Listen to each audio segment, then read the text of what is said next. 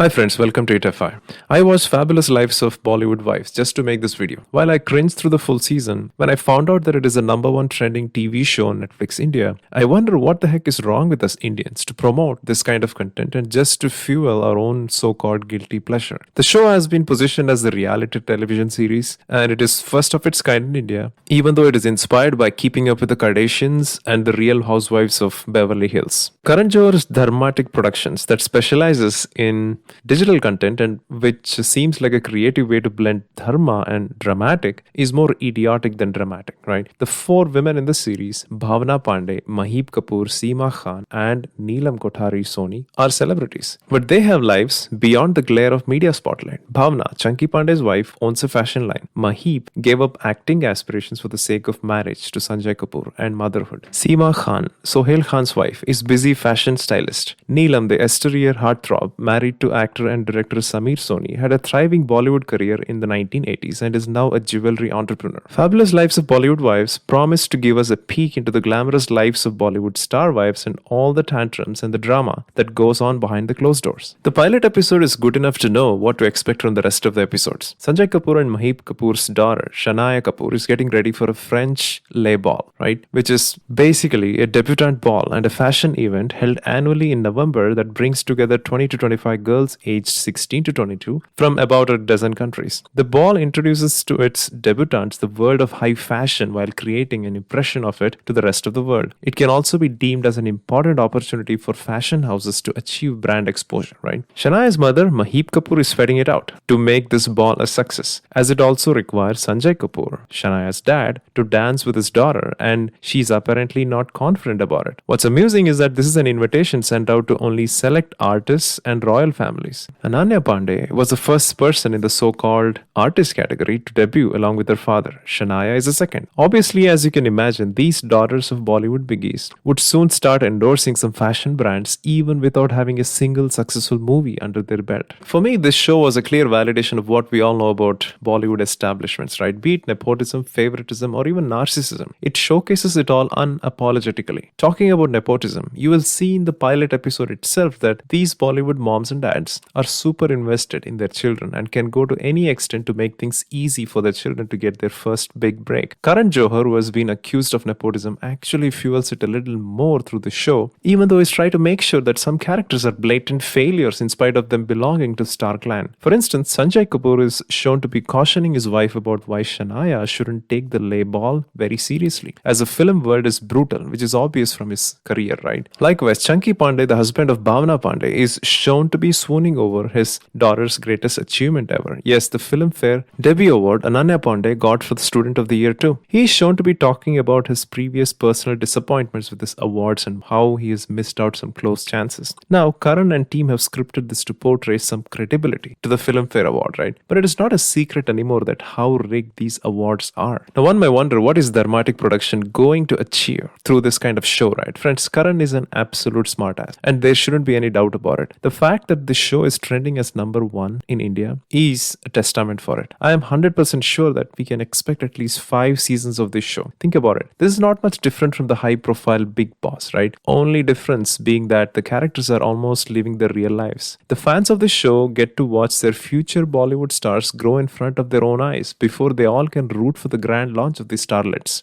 Now, this is what is happening in this show through Shanaya Kapoor, right? The tantrums are so irritating that these 4 wives are shown to be doing a community service by participating in a beach cleanup drive. And I was like, wow, they do this as well? The only problem was they were more focused on how they look with the costumes they chose for the cleanup drive, where one ends up even wearing a freaking heels to be on the beach. Rest of the time, they're just bitching about each other regarding what happened in some party sometime back, right? At the end of the day, the cleanup happens, but the actual people who clean up are the rest of the folks out there. Karan Johar is shown to be in a seafood restaurant with the wives, and since it is Netflix, he had free hand to indulge in a potty mouth conversation with the wives. And the crazy thing here is that he's stopping others from talking dirty, cautioning that children might be watching the show. This episode made me realize how much Karan is itching to announce his next Coffee with Karan season, right? There is a good 15 minutes dedicated to the wives of their corresponding husbands, discovering a new millennial porn term called MILF. One side of the table is justifying it as a good compliment for a woman, and the other side side is saying it is objectifying a woman, right? Now, I can't wait to see what will be the next millennial porn term they will be discussing, right, in the next season. Like other Karan Johar productions, it is hard to make out which is India and which is outside India in this show. As we know, Karan creates a Western world within India for all his movies, right? So it is true for this reality show as well. Wherever they are, things are taken care of. Be it Doha, where the ladies go out for an enviable holiday,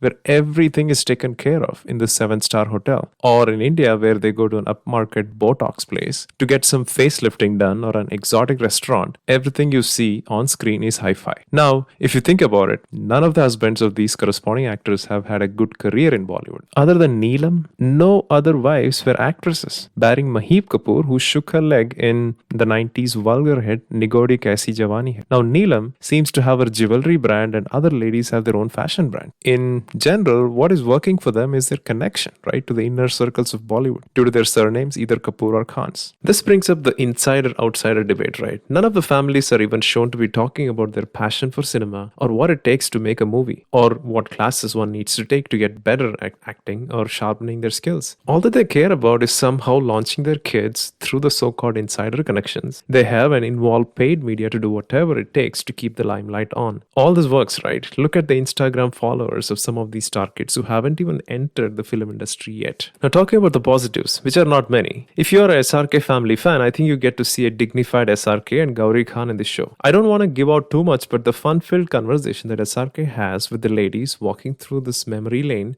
is the only thing that seemed real and human to me. Now, I must say that there are many genuinely funny moments, either staged as situations or might have happened naturally, but I wouldn't go to the extent of suggesting this show because of all that. Friends, as I end this video, one thing that was very clear from this show is that the insiders of the Bollywood have shielded themselves from the criticism that goes around about nepotism and establishments. Think about it. They are able to fish the producers, directors, the actors, and even the awards from the insider circle itself. This show is an attempt to even get the audience into the insider circle and support their kith and kin as the seasons of this show keep growing. You can choose if you want to be the insider or the outsider. Thank you very much, friends, and please subscribe to this channel if you're not done so. Thank you again.